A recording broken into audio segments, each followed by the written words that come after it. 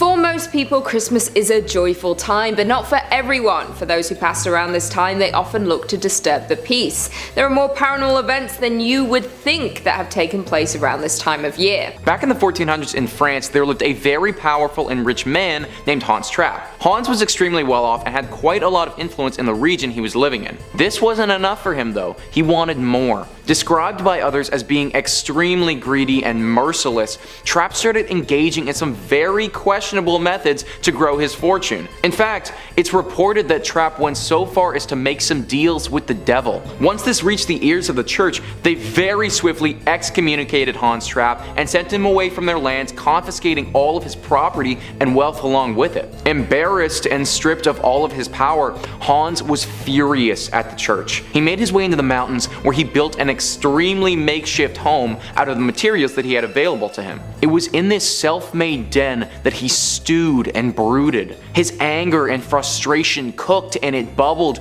to a point where Hans Trapp could be described as being completely evil. Right around this period of time as well is when his mind started to go, or at least that's what people assume, because what he does next is not something that any sane person would do. Hans Trapp gathers up straw from around his home and makes himself into a scarecrow. Then on Christmas, he waited on an abandoned road for travelers to stumble upon him. Sadly, it was a 10-year-old boy who walked past him first. Hans Trapp stabbed the boy to death and then took his body and dragged it back to his home. It was there that he cut up the body and turned it into a meal as a way of praising Satan. It's said that before he could eat it though, God struck Hans Trapp with a bolt of lightning for being so abhorrently evil and sent him straight to hell. Good riddance, God. However, now on Christmas, the demonic spirit of Hans Trapp breaks out of hell and will hunt for children who haven't been good. If a child has been bad, then he will find them as his scarecrow self. Basically, he will be summoned, but he will only be summoned to you if you've been bad this past year.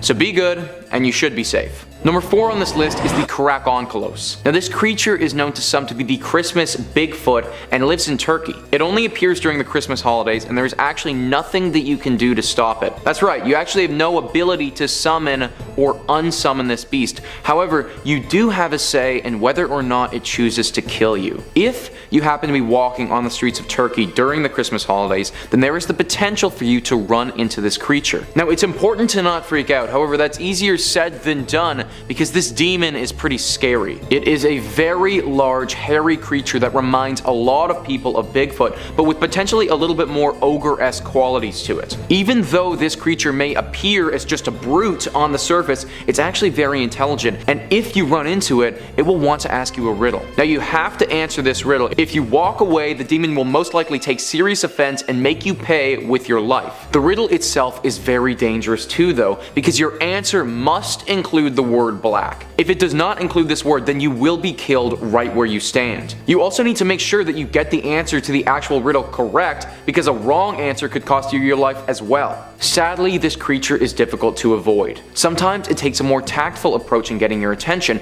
waiting outside your home and mimicking the voice of someone you know until you come out and you have to play with it. One way it will occasionally kill you as well is by immediately paralyzing your body in a trance. It's said that it has the capability and then it will put you into a deep trance and leave you outside so that you will just freeze to death. The entire time though during this trance, your brain is cognizant as well, and you will have to be conscious as you slowly die. Maybe just avoid trips to Turkey during Christmas time, folks. Number 3 on this list is the Gryther. Now this is a demon that had its origins actually come from a television series called Tales from the Dark Side. This was a horror television show in the mid-80s that gained a decent following. The Gryther is said to be a demon that lives very close to Santa Claus. Separated from Santa's workshop by a mountain, the Gryther lives alone in an abandoned ship. This ship would have been an old exploratory ship used by sailors several decades ago when they were searching the Arctic. They clearly lost their sense of direction though, and all eventually died from starvation or the cold. The Gryther now calls this boat its home, which is slightly strange because it actually hates getting wet. Its appearance is pretty disgusting. It has long, slimy arms with massive demon-like hands and huge veins just pumping what looks to be this bluish sludge through its body. It's described in the show as being the most dangerous creature in the world. Lucky for us, this dangerous creature lives in the deep Arctic. However, there is a way for you to summon it. Even more than getting wet, the Gryther hates its name most of all. Apparently, every time you say its name, its ears will grow. This continues until they're big enough to act as wings, and the Gryther will fly out from the Arctic and come after the person who's been saying its name. Now, this is not something that you want to do though, because it won't be too pleased when it finds you, and taking this thing on in a fight probably will not end well. Now, nobody has any idea how many times you have to say this thing's name before its ears grow large enough to come after you, but I think in this segment I've probably said it like 5 or 6 times now, so probably a good time to transition, guys. Number 2 on this list is Frau Perchta. Frau Perchta is a Christmas time demon witch creature in southern Germany and Austria. She has an iron nose that is in the shape of a beak. Her clothes are all beaten up old rags, and she carries around a cane. That's not the only thing that she carries around though, because she also has a very sharp knife hiding beneath those grotesque rags that she wears. Frau Perchta is especially dangerous to the individual of the house who does the spinning. Now, when I say spinning, I'm not referring to like a bicycle spinning. I'm referring to the action of weaving clothes. Yeah, this is an ancient legend, and it's said that this demon, Frau Perchta, is very specific about how she wants this spinning done. If you haven't completed your spinning by the correct date, which many people believe to be January 6th when the Christmas season finishes, then she will come for you. Now, the severity of what she does will be determined by you and how much you have or have not accomplished. If all of your spinning is done, then you're safe and your home won't warrant a visit. If only half of it is done though, then you can expect the things that you haven't already spun to be lit on fire, which could then in turn cause your entire house to burn down. Now, that's pretty bad, but listen to this. If you haven't spun everything that you need to, and when she gets to your house is a mess, dishes aren't done, floor isn't vacuumed, whatever it may be, well, that's when she gets the knife. The legend says that if Frau Perchta isn't satisfied with the state of your home, then she will come into your room while you are asleep and disembowel you with her knife. She will take all of your innards, throw them around your room, and fill your dead body back up with rocks and sticks. I mean, not that the rocks and sticks matter to you at this point, your whole freaking organs are all over the floor, but it's still pretty bad. Either way, if you're living in Germany or Austria, I highly recommend bringing out the Swiffer and getting to work, because if you don't, you may just summon Frau Perchta. Number 1 on this list is the Stragel. Now, this is a kind of add-on to the last entry of Frau Perchta, but also different in its own right. Frau Perchta, when she's flying around the region checking the homes for their cleanliness and spinning, will often be accompanied by a group of demonic assistants. If Santa has his kind-looking elves, then this is Frau Perchta's version of that, but really evil. These demons look like devilish wildebeests. They have long hair all over their bodies, run on 2 legs, long sharp horns coming from the crown of their head. Their faces are big and red and accentuate their large teeth that they have. These creatures aren't as concerned with the cleanliness of your home though. They have their own evil mission to uphold during Christmas time. It is said that as these demons traverse the region with Frau Perchta, they are looking for children who were bad. Now, everyone's heard the story about Santa Claus bringing you coal if you were bad this year instead of presents, but these beasts bring something far worse: death. If they stumble upon a home that has a bad child in it, which they're capable of sensing, then they will go into that home and tear the child from their family. They will then proceed to brutally rip apart the body of this as a form of punishment for being bad this year. It is said that some parents can try and stop this from happening by leaving a meal on the front step. If these demons are satisfied with this meal, then they may leave that child alone for this year, but if they aren't, then they will break into the home and complete their mission. Similar to Frau Perchta, these demons can be avoided though. It's up to you as a child to be good all year, not only so Santa can bring you presents, but so these demonic beasts of the night don't come into your home and feast on your flesh. That's kind of the main reason, I would say. Number 5 on this list is actually a movie called Santa's Sleigh. Santa's Sleigh is a Christmas horror comedy movie that was released in 2005 and has a super unique take on Santa Claus as a whole. Now, I'm not gonna lie, this movie definitely isn't the scariest out there, but its premise is simply too good to not include in this video. Basically, Santa Claus, played by Bill Goldberg, isn't the happy-go-lucky, jolly, fat-bellied fellow that we know and love. In this movie, Santa is actually a demon.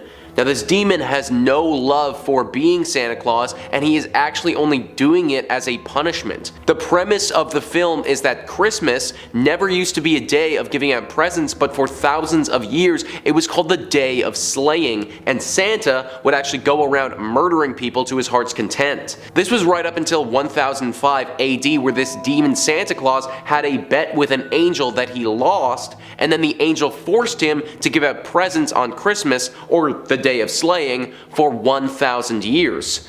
Now, since this movie was released in 2005, and if you're keeping track of the math, that would put the demon Santa Claus right on schedule to continue his brutalistic murdering on the Christmas that this movie takes place on. Considering this movie stars Bill Goldberg, who is literally signed to a WWE contract right now and is quite the personality, the movie itself really isn't that scary, but the premise does make you wonder. Maybe Santa's origins are demonic in nature. Maybe Rudolph, instead of being a nice misunderstood reindeer, is actually a demon hellhound. Maybe instead of giving out presents, Santa really wants to be slitting our throats. I don't know, it seems like a bit of a stretch for sure, but definitely a fun thought to entertain. Number 4 on this list is the legend of Krampus. This is less of a terrifying story about Santa Claus, but more of a story about what happens without Santa Claus. In North America, if Santa believes that you've been bad this past year, then you can expect a lump of coal to fill your stocking. As a kid, obviously this sucked and you never wanted this, but the punishment you would receive in Germany or Austria was infinitely worse. Over there, if you've been bad over the course of a year, then rather than get a lump of coal, you will get a visit from Krampus. The lore suggests that Krampus is the antithesis to Santa Claus. If Santa was God, then Krampus would be the devil basically, and I can guarantee you that you do not want a visit from the devil. Often depicted as a goat-like humanoid being that has super large horns jutting from its skull and a tongue several feet long, Krampus is definitely not pleasant on the eyes. If he decides that you're worthy of a visit, then strap in for a long night. It's said that Krampus will enter your home and torture you for being bad. He may even take you away from your house and bring you back to his lair, where he will beat and torture you some more. Legend says that he's been known to kill and eat children as well for their behavior over the past year. A visit from Krampus is all bad, and if you are a child in Austria and Germany or around that area, you just need to cross your fingers and hope that Santa Claus doesn't skip your house this year. Number 3 on this list is another movie, but a far scarier one called Sint. Sint definitely takes Santa Claus to a more terrifying place than Santa's Sleigh did. The movie is actually a Dutch film that was released in 2010, directed by Dick Maas and starring some local Dutch actors. The story begins all the way back in 1492. The Bishop Nicholas actually leads a cutthroat gang that ravages villages, steals, kills, and pillages to their heart's content. Certainly not the St. Nicholas that we are familiar with. Anyways, this Bishop Nicholas and his gang are finally murdered by some villagers who decide to revolt and fight back against their authority. This obviously isn't the end of the story though, because the ghosts of these gang members haven't had the last of these people on Earth yet. The gang was murdered on December the 5th, and every time that date coincides with a full moon, these ghostly apparitions appear on horseback and come to kill. They brutally slaughter hundreds of people. Women, children, the whole lot. This gang does not discriminate with who needs to die. This movie is a really interesting take on Christmas time legends and Santa Claus. Now, I suppose the main ghost here, the Bishop Nicholas, isn't technically Santa Claus. In fact, in the movie they call him Sinterklaas, but I figured that's pretty close. He also looks a lot like Santa too, if Santa had been dead for like 500 years and liked to murder people, and that image alone is enough to keep me up at night. Number 2 on this list is the incubus demon. Now, the incubus demon is far from Santa Claus in every way imaginable. Coming straight from Google, an incubus demon is a demon in male form who, according to mythological and legendary traditions, lies upon sleeping women in order to engage in sexual activity with them. So how does this predatory demon have anything to do with Santa Claus? Well, apparently a woman claims that she was attacked by an incubus demon who looked identical to Santa Claus on December 24th. The woman's name is Jane, and Jane was living with her husband in a suburban home in California. Her husband Mark wasn't home yet. He was coming back from a business trip very late and was going to get back at around 2 in the morning on Christmas Day. Therefore, when Jane was attacked, she was alone in the home. She went to sleep at around 11 p.m. and set up cookies and milk at her front door. This was less for Santa Claus and more as a little joke for her husband when he got home though. She went to sleep and entered into a vivid dream. In the dream, she was transported outside into the cold winter air completely naked. Freezing outside, she was trying to trek through the snow, but a blizzard kicked up and it was hard for her to see. Then she felt as her limbs froze to the ground, so she couldn't move anymore even if she wanted to.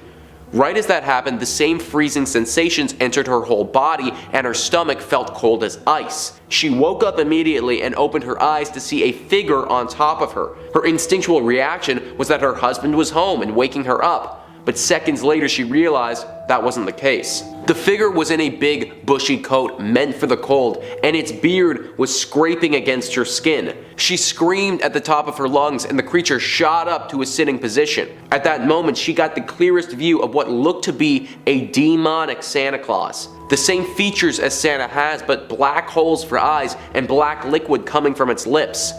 She didn't have time to scream again before the creature took its hand and put it over her face and immediately sent her back into a deep sleep. She woke up the next morning with her husband laying next to her and the room as it was before she went to bed. She told him the whole story, but he tried to calm her down and convince her that it was just a bad dream. Although a nightmare could have been the cause, to this day Jane swears that the experience was as real as anything she's ever felt, and that she was attacked by an incubus demon that looked identical to Santa Claus.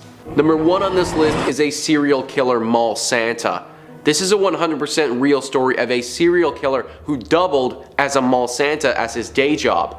This isn't that far removed from today either, because the man pleaded guilty to several counts of first-degree murder in 2019 and was given a life sentence. The serial killer in question is Bruce McArthur, and as I said, his day job was as an entertainer and would often be a mall Santa. Between 2010 and 2017, 8 men disappeared from a neighborhood in Toronto, Ontario. 5 of the bodies were found, but 3 have still yet to be discovered. All of these killings were the work of Bruce McArthur. Thankfully, Bruce is behind bars now, but I personally find it extremely chilling to think that somebody who was acting regularly as a mall Santa in the Christmas months was also a serial killer in his private life. A mall Santa is someone who you let your kids go to and take pictures with, and to think that people were unknowingly putting their children in the hands of this man is really unsettling. Santa is supposed to be about joy and happiness, and there is absolutely none of that in the life of Bruce McArthur. Coming in at number 5, we have Alcatraz. The island of Alcatraz has always been a place for punishment. In its early days, it was a place of banishment for miscreants.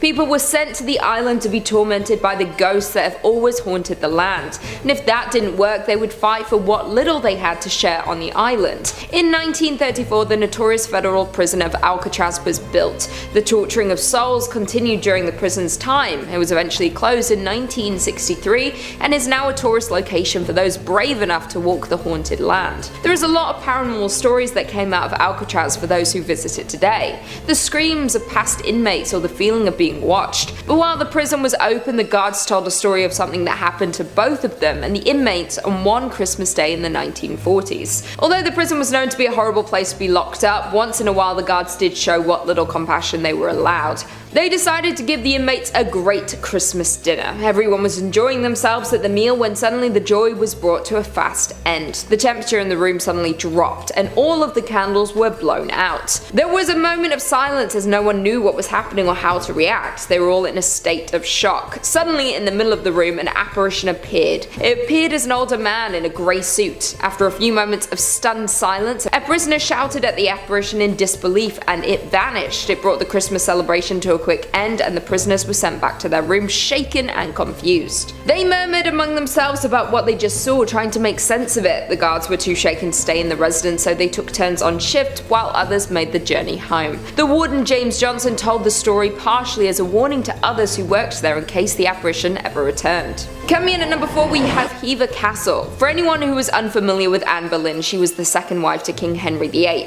Henry went to great lengths to marry Anne. Divorce was not allowed within the Catholic Church during this time. Henry decided to end ties to the Catholic Church and create the Church of England, just so that he could have a divorce from his first wife, Catherine of Aragon. Henry was determined to get a male heir to his throne and famously went through 6 wives to achieve this. He got his divorce and married Anne Boleyn. She gave him a daughter. She did give birth to a male heir, but unfortunately he did not make it. After this, he grew bored of her and had her tried with adultery. Anne was sentenced to beheading and died on May 19th. Henry remarried on May 30th. Anne's story was tragic, and usually tragic ends leave spirits with unfinished business. Since her death, there have been rumours of her being spotted around Hever Castle. Hever Castle was her childhood home in Kent. It was reportedly the place that made her most happy, and she missed being here during her marriage. It is said that if you were to visit the castle on Christmas Day, you would see her walking the grounds. Guests have seen a figure believed to be her dressed in all white while walking over the stone bridge towards the home,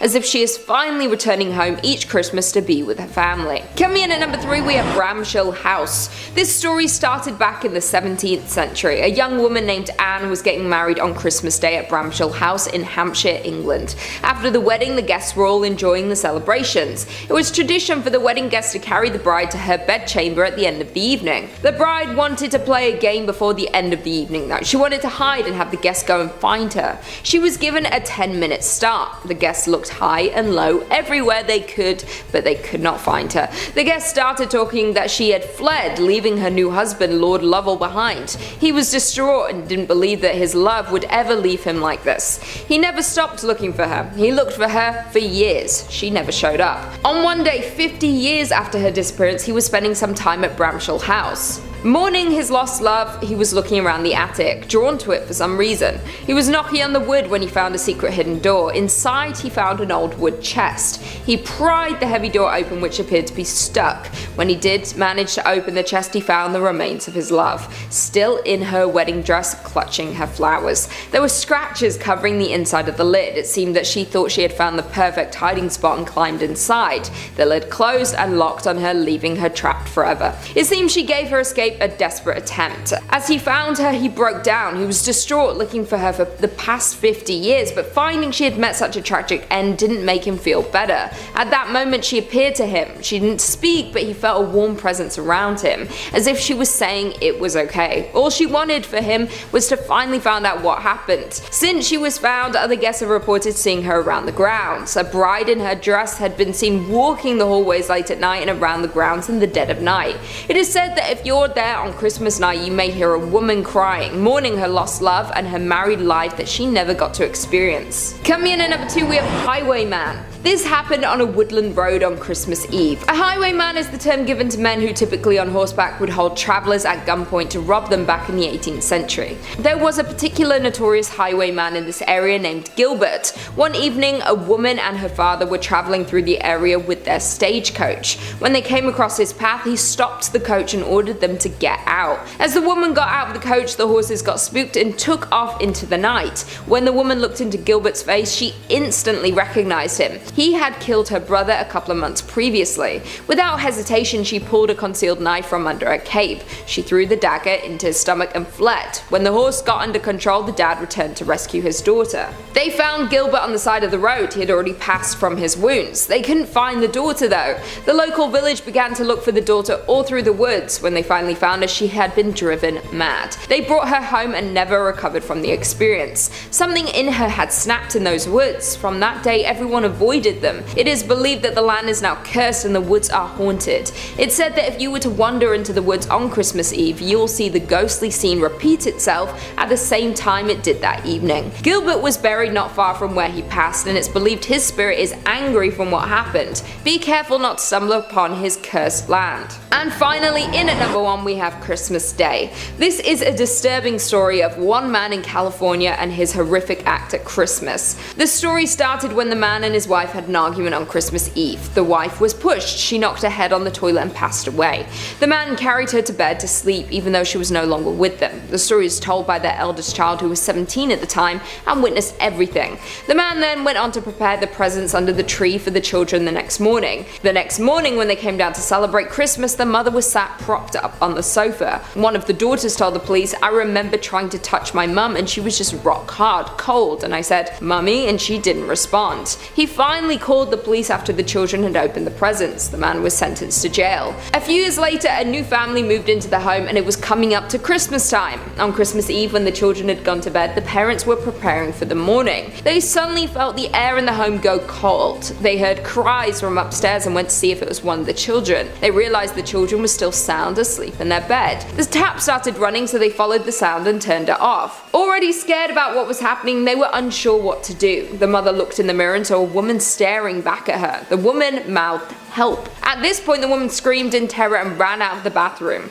The husband went to look but didn't see the same apparition. The couple were shaken. After this, nothing else happened over Christmas. After looking into it, they found out that the tragic events that occurred in the home. In California, you only need to disclose a death in the home if you specifically ask. They didn't ask and therefore had no clue about any of this until it happened. She was shocked to see the picture of the woman who had died. That was exactly who she had seen in the mirror that Christmas Eve. Coming in at number 5, we have Necked Ruprecht. There are many different stories about Necked Ruprecht. Some say he is a demon, others say he is a dark elf. The word necked in German means servant. He is a servant to St. Nicholas at Christmas time. There is a story told to the children of Germany how he became the servant of Father Christmas. One night, St. Nicholas was traveling across Germany and needed to rest for the night. He found a little inn tucked away in a forest. When he entered the inn, he noticed that something didn't seem right. He had stumbled onto a crime that had just happened at the inn earlier that night. Ruprecht was the innkeeper. He had taken the lives of his 3 sons. He had then put their bodies into the pickling barrel. St. Nicholas, due to his great power, was able to bring the boys back to life. He took Ruprecht to punish him for his actions. It is said he cursed him with immortality. That way he could forever suffer as his servant to repay his crimes. Necked Ruprecht is a wild-looking man with great bushy beard, dressed in a hooded brown cloak. He is always seen carrying a large stick and a bag at his waist. It is said he has bells attached to his cloak so you can hear him coming. Children in Germany are taught that Christkind brought gifts on Christmas Eve, while St. Nicholas brings treats on December 5th. Then there is Necked Ruprecht. He is a warning to children. If you're not appreciative of your gifts, if you're nasty to others, he will come and take you away. He would come to your door at the side of St. Nicholas. He did all of his heavy lifting. He would make sure that you knew your prayers. If you had a bad year, you would either receive a lump of coal or be stuffed into his bag and carried away. Some today even have stories of being taken away from their family, being made to do strenuous tasks like cutting firewood, then being returned as a warning to change their ways before it's too late. Coming in at number 4, we have Grilla. Grilla is an ogress from the mountains of Iceland. During the majority, she watches over from the mountains, only appearing around Christmas time. She is similar to Necked Ruprecht, helping to deal with naughty children. She is crueler though. Not only does she take naughty people, but she cooks them into a stew. Grilla does not work alone. She has a lot of helpers. She has 13 sons known as the Yule Lads. They are not as cruel as their mother. During the Christmas season, they will play pranks on people, while also watching over their mother. She also has a giant pet cat named the Yule Cat. If you're naughty or nice, that does not matter to the Yule Cat. You can be an adult or a child, the Yule Cat will eat anyone they come across. The only thing that the cat does not eat is people who have received new clothes for Christmas. So f***ing weird. She is married to her 3rd husband, Lepaluo. He lives in the Dimmuborgia Lave Fields. This is known as one of the most supernatural locations in the world. There are many tales to scare anyone from attempting to visit. It is reportedly the site where Satan himself fell to earth. Grilla is feared throughout Iceland. She is a warning to all children to behave or you will be on her list. Once you're on her list, there is nothing you or your parents can do to stop her from coming to take you away. Coming in at number 3, we have Bertha. Bertha, also known as the Frau Perchte, is a Christmas time witch from southern Germany and Austria. Her appearance is that of an old crone. She has a beaked nose made of iron. She wears rags and carries a crane. She hides a large knife under her rags. Bertha is known for her obsession with domestic neatness. She is obsessed with people keeping a clean clean home. Legend has it that you have to have your home in order by January 6th. By this time you should have made sure your home has been cleaned for Christmas. This goes back to an old tradition when women were not only homemakers but were expected to make the clothing for their family. On this day is when you would start to create the clothing after the holidays. Bertha's job was to punish these lazy women who hadn't started their weaving. In more modern tellings of Bertha, she looks for domestic distress. A messy home will attract her vengeance. She is said to set fire to a messy home. She looks to clear the mess while also punishing the lazy. Unlike the others on this list so far, this is not a tale to scare children, but the adults. If you don't take care of your home, then she will take care of you. Apparently there is one thing that might save you. If you leave out a bowl of traditional porridge for her, she might forget the mess. Coming in at number 2 with Belsnickel. Many people have heard of Belsnickel thanks to The Office. Belsnickel comes from folklore in Pennsylvania, Dutch communities originating from Germany. He is also often seen as a right-hand man to St. Nicholas. Belsnickel likes to dress in furs and sometimes wears a mask with a long tongue. Carries around a whip in order to beat those who have been naughty throughout the year, but also cakes, nuts and sweets in his pocket to reward those who have been good. In some areas they are not told of Santa or St. Nicholas at all. They only know Belsnickel to decide who is naughty or nice and give them the appropriate gifts, or a whipping. Belsnickel shows up to homes 2 weeks before Christmas. He will ask you a question and your answer decides if you have been nice. If you answered correct, he would throw candies on the floor. If you got excited and jumped for the candies too soon, you would also be seen as naughty. Although Belsnickel would literally strike down with his whip those he did not think were worthy people, still prepare and celebrate the impending arrival of Belsnickel. It is said that there were dances and songs sung for Belsnickel to try and win his favor before judgment. He is feared but also loved by those who have always been on his good side. Since the Christmas episode of The Office where Dwight spreads his Christmas joy through dressing up as Belsnickel, he has seen a revival in popular culture, even appearing in the Christmas Chronicles too, as the dark elf who turned on Santa and is looking for revenge for not feeling a part of the Christmas family anymore. Belsnickel is always depicted as an angry and violent version of St. Nicholas. He is fascinating to read about, but I don't think I want to visit from him anytime soon. And finally, in at number 1 we have Krampus. Of course, in at number 1 is Krampus. Krampus is by far the most dangerous and terrifying on this list. He is not a dark elf or a witch looking for revenge, but a demon. Some even say he is the brother of Satan. Some say that Krampus folklore even predates that of St. Nicholas. He was then incorporated into Christian winter celebrations, being paired with St. Nicholas, who of course is the good side to the bad depiction. Krampus resembles the devil with large horns and red skin. He has sharp, dangerous teeth with dark, sunken eyes. He has a large tongue that he also keeps hidden, as well as hoofed feet. Sometimes he will choose to wear a hooded cape to hide his face. The cape resembles that of Satan, so he can trick people into thinking he is him. Overall, he appears to be a half goat, half demon nightmare, so he's extremely terrifying. Unlike the others on this list, he has direct ties to the underworld and is able to haul those he sees as naughty down there as punishment. Austria banned all mentions and celebrations of Krampus in 1932,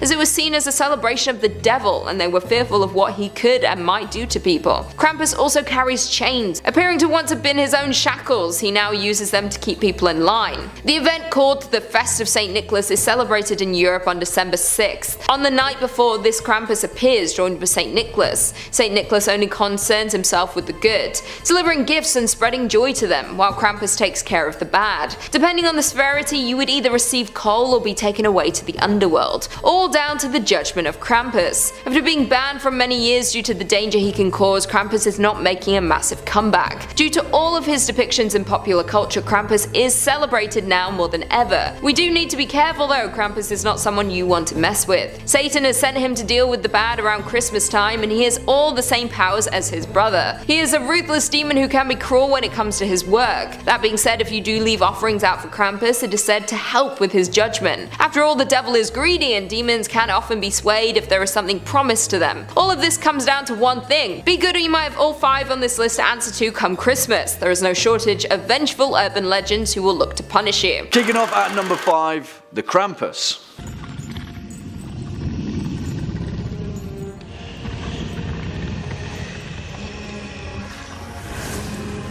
Of course, you know this guy, it's the Krampus, the half-goat, half-demon, horned, terrifying monstrosity from Austro-Bavarian folklore. He's one of St. Nicholas's brave companions who act as an evil foil to the jolly, gift-giving nature of old Santa across Central Europe, particularly the Bavarian regions. They're like the death metal version of Santa, and they're pretty spooky. Well, with the 2015 release of the dark comedic slasher Krampus, directed by Mike Doherty, we got to see him in all of his terrifying glory. If you haven't seen it, Krampus is great fun, and so surprisingly creepy that it kind of takes you off guard. Don't get me wrong, it's a cut and shut movie, and there's nothing more to it than a terrified family being chased around town on Christmas Eve by a ravenous, unrelenting demon from Alpine folklore. But if that's not exactly what you want this Christmas Eve, I don't know what else to tell you. Next up at number 4, Sinterklaas.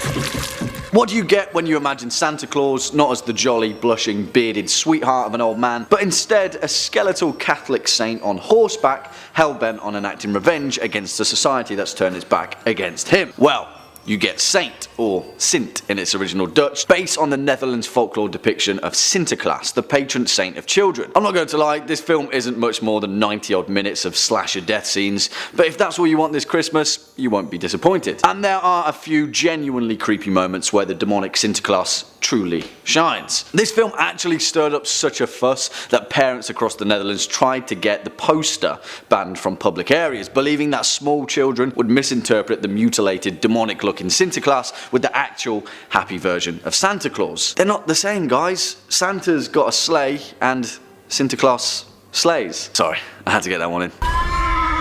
Coming in next at number 3, Harry Stadling, Christmas Evil.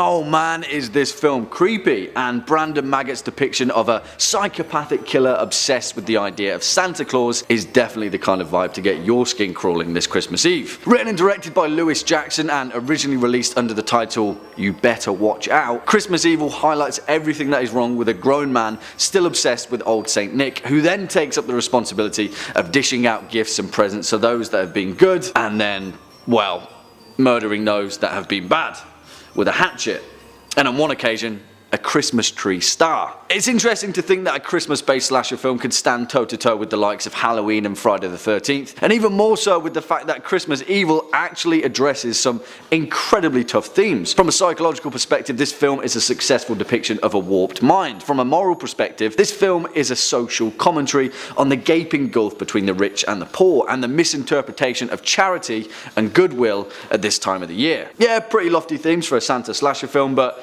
against all odds, it works, and it's definitely one of the creepiest Christmas films you'll ever watch. You better watch out. Next up at our number 2 spot, Billy Chapman.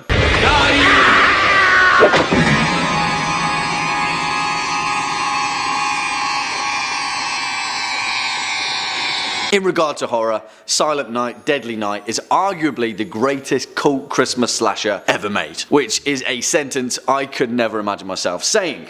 And the really interesting thing with this film is how much controversy it stirred up, because by today's standards, this film is a walk in the park compared to some of the gore for the sake of gore movies we've had recently. Still though, that doesn't detract from the fact that it's alive in all of its red suit and beard wearing Santa slasher glory. I'm not sure whether Silent Night, Deadly Night is still getting dragged through the mud by critics holding a grudge, but really it's the perfect demonstration of what horror can do when it doesn't take itself too seriously, and then puts it in a Santa Claus suit. That is not to detract from the character of Billy Chapman though, who is equal parts gory and equal parts insanely entertaining. He's the same ilk of Harry Stadling in Christmas Evil, which, may I add, didn't get any hate from critics for what is essentially the same film, although Billy Chapman is, well, let's say he's a more direct version. Literally, this film is 88 minutes of Billy Chapman dressed as Santa Claus, grunting punishment while swinging his axe at people. Merry Christmas. What's all the fuss about? And finally, at our number 1 spot, rare exports. Selitä sille, että meillä on täällä pukki myytävänä. This film is actually incredible, if not completely insane and quintessentially Finnish. It also features one of the greatest mythological Christmas monsters, the Joulupukki, or the ancient version of Santa Claus in Finnish folklore, which literally translates to Christmas goat, or a horned demon that whips misbehaving children and boils them in a cauldron. Although we kind of don't get to see it in all of its glory, it's the build-up in this film that makes it all worthwhile. Plus, terrifying elves, which are actually skinny old men with beards that gnaw reindeer to the bone. That's all the spoilers you'll get from me, because Rare Exports is definitely worth a watch, whether you're feeling in the festive spirit or not. It's actually a great film, and reminiscent of the 30 Days of Night graphic novel, just the Christmas version, I guess, no vampires. It's a frantic mix of black comedy, pagan iconography, more mythological monsters than you can shake a stick at, all wrapped up in a horror movie on overdrive. What more could you ask for this Christmas? Number 5 on this list is Hitting the Elf. As far as the story with the elf on the shelf goes, if a child is to touch the elf on a shelf, then all of its magical abilities will leave, and the only way you can bring it back is to sprinkle cinnamon around it and leave it overnight. If you do that, then its magical abilities will return, and it will continue reporting to Santa Claus. However, there's a legend that if instead of touching the elf, you hit it or abuse it in some way, rather than lose its magical ability, you turn the elf into a force of evil. Similar to the legend of Krampus, where he will punish you for being bad, this elf will do something similar if you abuse it and it labels you as a bad kid. Now that you're labeled as an especially bad kid and have harmed the elf, it will turn from a nice elf into an evil elf meant to make you pay for your actions. If you do this, then you can expect the elf to awaken in the night, except instead of reporting back to Santa Claus, it will enter your room and beat you the same way that you beat it. This will be an extended torture session from this now demonic elf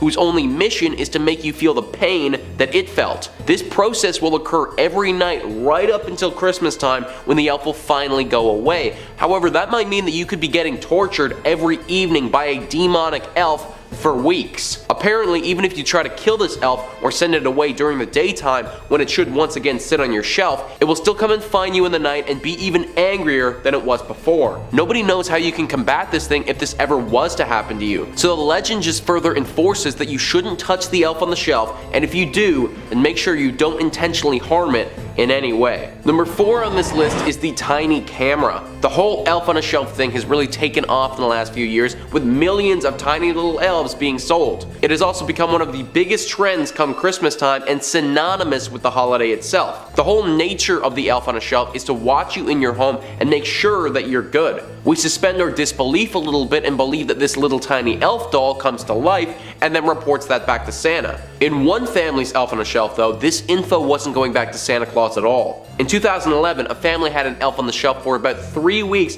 before they noticed this wasn't just an innocent doll. Inside the elf was a tiny camera that was sending video to a feed. The camera was dead when they found it, but they have no idea how long it would have been running and recording them. This sparked a theory that the elf on a shelf is a method for big corporations to get inside our homes and learn more information about us. People have even gone further with this and theorized that it may be the government who's behind this and wants to have an extra eye on what's going on in the typical domestic lifestyle. It's also possible that in that one instance with the family, a creeper installed the camera and it was going to one select person. They never found out how the camera got there or who it was going to, so it's left it up in the air for people to speculate on. Having thousands of mini cameras installed in these tiny elves to watch us seems a little bit far-fetched to me, but we've seen the government or corporations do crazier things before. Number 3 on this list is Mormo. Mormo is the name given to one very particular elf on the shelf who is quite unlike the rest of them. Legend says that there is one elf that tries to impersonate an elf on the shelf and break into your home. This creature is a demon though, whose only intentions are to kill. This legend started due to a brutal murder which took place a few years back. A wife and a husband had both been killed in a way that the police had an extremely hard time understanding. When the authorities got to the home and discovered the crime scene, there was blood everywhere and the couple was both lying in the middle of their living room. There was no signs of forced entry and nothing was taken though. The authorities thought that it might be a murder-suicide.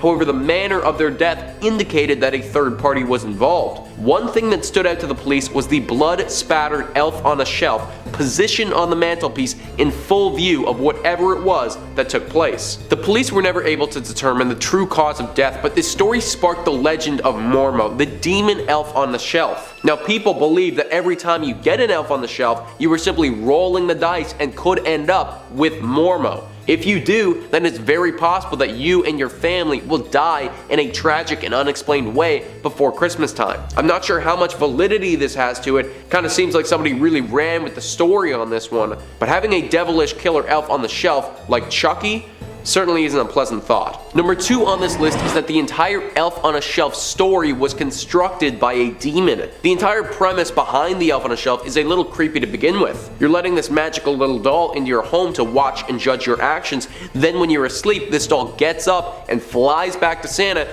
to let him make a final judgment on if you are good or bad. It's basically like a Christmas version of Big Brother. That being said though, we love Christmas and we love Santa so much that when we think about Santa, it doesn't seem so bad. But what if this elf on the shelf isn't reporting back to Santa at all? What if it was reporting back to a demon? In 2008, a woman who had an elf on the shelf started to notice little things missing from her home during the Christmas season. First it was her keys, then it was some of the kitchenware, and then some other more valuable items. She also started to notice that things started to go wrong. Appliances that were relatively new just stopped working. Leaks were happening in the home and the electricity kept going on and off. She had no idea what the catalyst of these problems could have been until she linked it to the elf on the shelf. They only started happening when she brought that thing into her home. Since then, other rumors have surfaced about people noticing things that are missing from their homes whilst having this little elf in their house. The story has snowballed to a place where there is now a community of people who swear these things aren't working for Santa at all, but actually for a mischievous demon. A demon who simply wants to wreck the Christmas season and cause chaos in your home. It should also be noted that the items and things that went wrong kept getting worse and worse the longer you kept that thing in your home.